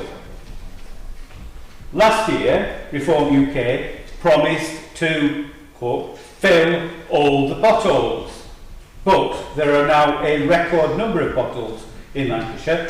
Our roads and streets are crumbling away, and Pendle is receiving a fraction of spending on road resurfacing than other districts in Lancashire. After promising to freeze or even cut council tax at the county council's elections, Reform UK have pushed Lancashire County Council's share of the council tax up by £65.96 to £1,801.75. Council expresses concern that failing to fulfil such election promises undermines residents' confidence and undermines confidence in democracy as a whole. Council requests that all candidates and local parties refrain from making unrealistic and undeliverable election promises in the Pendle Council elections this year. Mr. Mayor, I read that in Wales they're actually outlawing the telling of lies, let's be honest about it, in election leaflets. And I think it's incumbent upon all political parties, not just Reform, but all political parties, to be truthful, not to overpromise what they're going to do, because I think overpromising and under-delivering is the death knell of democracy. We need to be quite frank with people, quite open with people, transparent with people. We need to be truthful. And we need to do that collectively. As a whole, local representatives, local politicians are not well regarded. But promising the earth and delivering dust is the route to us all being damned in some sort of eternal damnation. I was going to say hell, but I'll refrain from using it. Turn that into a preacher. Mr. Mayor, it's ridiculous that Reform swept to the majority that they have at County Hall with the promises that they have sold people down the river on every single one. Now, I don't know what they're going to promise for Pendle Council, but what I do know is they're not going to stop the boats, perhaps unless they're on the M65 and the floods. They're not going to stop immigration, and they're not going to do a jot of good for Pendle, because they don't really seem to be interested in the problems that Pendle people have. They quite support Trumpflation. You know, all right, jolly, you know, let's have a war. We'll support that. They don't think about what the impact there is for people living here. So I move this, Mr. Mayor. I have little confidence that it will actually have any impact on those that really should be paying attention. I'm sure everybody in this council chamber will adhere to it. I move it. Councillor Church, second. Thank you, Mr. Mayor. I second. I shall be brief. I'm aware that I am the last name on the agenda, so I won't keep everybody up. Just a couple of points. Firstly, could we or should they consider the logic of pouring all this money into the top floor, including making new appointments, when their own authority has little more than a year left? It's not as though they're planning for the next decade or a couple of decades or whatever.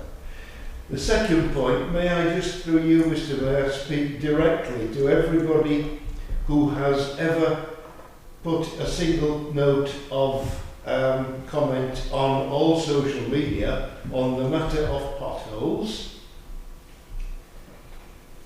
Pendle is not responsible for potholes. Barnoldswick Town is not responsible for potholes. Every other town and parish is not responsible for potholes, with the very, very few technical exceptions which my colleague Councillor Ludlowick has pointed out. All potholes are the responsibility of Lancashire County Council. I know it seems to be stating the obvious, but a lot of people coming up on my Facebook and on many others don't seem to know that. So may I just underline that now? And in that I second. Thank you. Thank you, Mr. Mayor. I'm happy to note the things that are noted there as factual items around Lancashire County Council. I too saw the attempt to outlaw lying by the Welsh Government as well. And the laughable thing about that was the response from Reform, who said, well, their member voted against the proposal, which basically says Reform would like to tell lies. So what a foolish thing to do. I found it absolutely incredible. Obviously, this motion comes down to morality and whether people actually believe in being moral when they fight an election. I've always believed that you go out and you tell your electorate about the good things that you have done. Obviously, Reform had no precedent to set, so they were just winging it, really, and telling people about what they wanted to do. So I've always believed in tell people the good things about that you've done and the good things that you want to do with an honest and moral heart. And I think that the members of the public that are out there will agree with that and generally support you if you're honest and moral. And I think that's the heart of this motion. I think it's ambitious, I think it's optimistic to expect that people are going to be honest and upfront, and it's also one of those things that it's difficult to police. So as much as I like the ambition, can I vote for it? Will I vote for it? I probably will, but I don't hold much hope.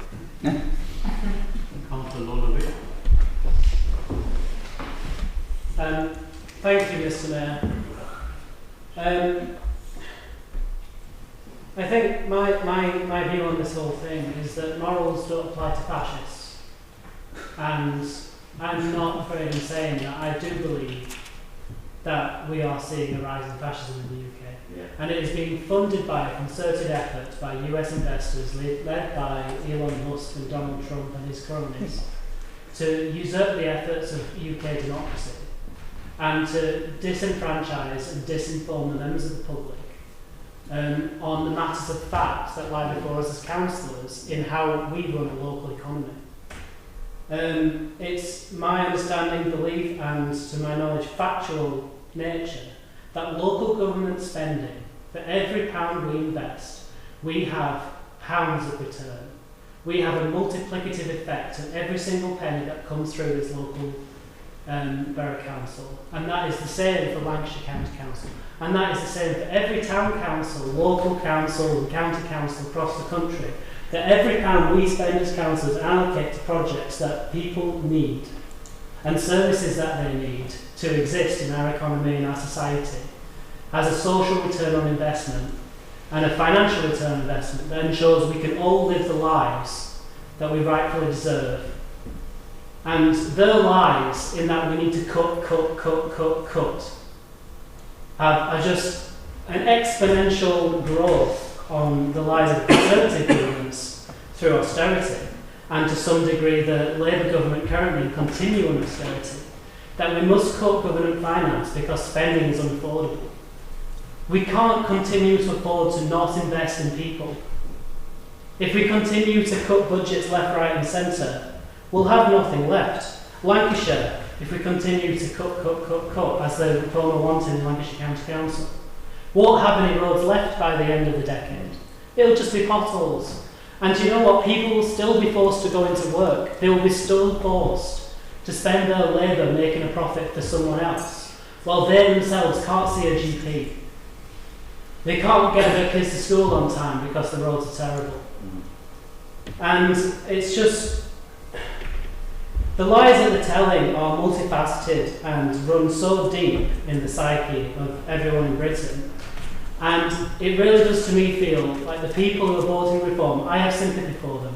I feel that they have been defrauded their future. Yeah. To me, Nigel Farage is no different from a con artist. A Nigerian scammer, Prince, who says, give me your life savings and I'll give you a fortune. And you would not blame your grandma for investing in a scam and losing her life savings. You would say, you know, I will support you in this, I'm really sorry it happened, we can move on. And we must do the same here, because people are being defrauded their futures by believing in the lies spread by Reform UK. And we must take a stand. We can't keep dancing around the issue. They are fascists. They want to take away people's rights. They want to see a return to where people weren't equal, didn't have equitable resources, where democracy, equality and solidarity didn't exist. And we've got to stop them. Mr. Mayor, I support this motion. I think it speaks to a wider issue that in current media we are not addressing to the degree that we need to.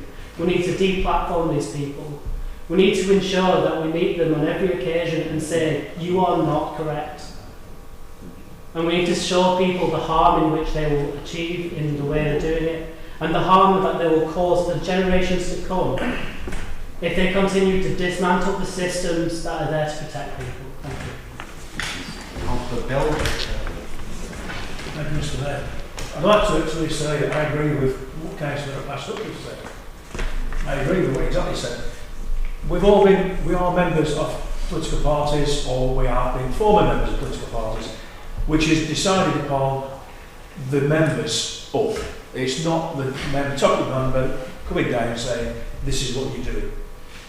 We've got that particular party that seems to be that way inclined, that I've bought a business, we're going to call ourselves a political party with the people, I'm a party myself. I'm actually glad to hear today, and I've heard that Keir Starmer is actually, or they're bringing in, that they're going to stop cryptocurrencies for political parties. They're going to stop the outside influences from outside the country of donating political parties. Social media recently, somebody's put a complaint on saying, why am I receiving flyers for Reform UK? And the answer they got back was, oh, it's from the central office. We're sending them out all the time. I'm just wondering, are they breaking any rules, especially when coming up to elections, for this spending?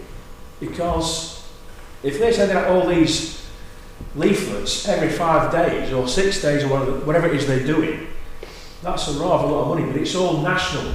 We're here, we're local. We deal with local issues.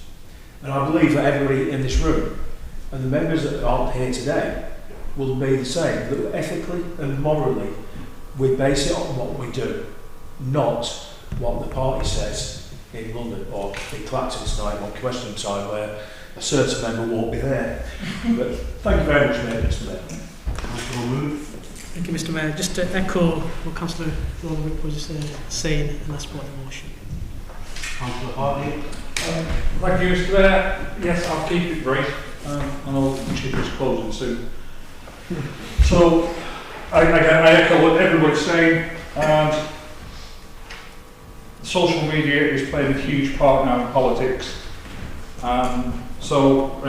With that, I'd like to say that the Reform UK, 92% is funded by ex-Tories. 100% of MPs of Reform UK are ex-Tories. The party leader is an ex-Tory. The deputy leader is an ex-Tory. The Scottish leader is an ex-Tory. The Welsh leader is an ex-Tory. And 100% of the Scottish people, the Scottish members are ex-Tories. 80% of all their councillors are ex-Tories. Nigel Farage says, never trust a Tory. Yeah. We got rid of them. Well done. Thank you, Mr. Mayor. In responding to the debate, I only ever make one promise when I'm up for election, and that's that I'll do my best. I've been doing my best for the last 46 years. I hope to continue to do my best for at least another 4. Thank you. All those in favour of this motion? Against? Any abstention? Thank you very much.